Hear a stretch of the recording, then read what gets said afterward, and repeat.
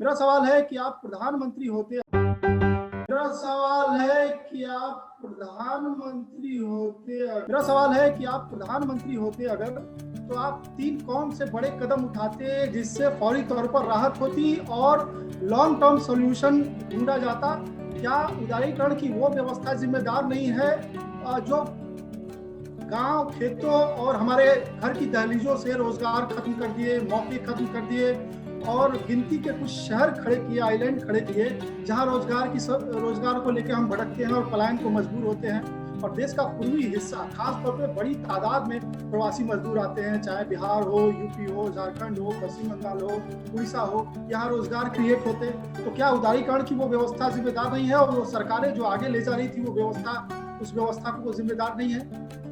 देखिए, मैं प्रधानमंत्री नहीं हूं, तो ये आपका हाइपोथेटिकल क्वेश्चन है, तो मैं आपका हाइपोथेटिकल क्वेश्चन तो का जवाब नहीं दूंगा। मगर मैं ऑपोजिशन लीडर हूं, तो मैं आपको बता सकता हूं कि मुझे शॉर्ट टर्म में, मीडियम टर्म में, लॉन्ग टर्म में मेरी क्या सोच है।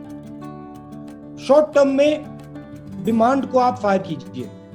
शॉर्ट टर्म में आप जो छोटे और मीडियम बिजनेस वाले हैं, जो हिंदुस्तान को रोजगार देते हैं, उनकी आप रक्षा कीजिए।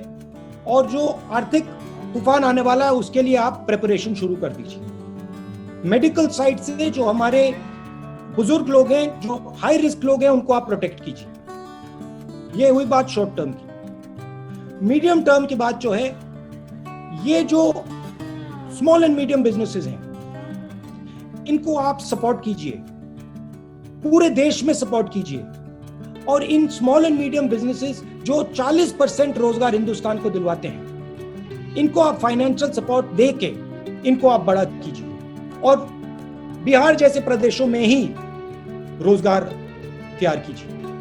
तो ये ब्रॉडली मैंने आपको बताया। कभी आप मुझसे गहराई में बात करना चाहते हैं तो मैं आपसे गहराई में बात कर सकता हूं इनके बारे में। बट ब्रॉडली जब कोई घर छोड़ के जाता है तो रोजगार के लिए जाता है, भविष्य के लिए जाता है, अपना भविष्य बनाने के लिए जाता है। तो रोजगार की हमारी एक क्लियर कट नेशनल स्ट्रेटेजी होनी चाहिए।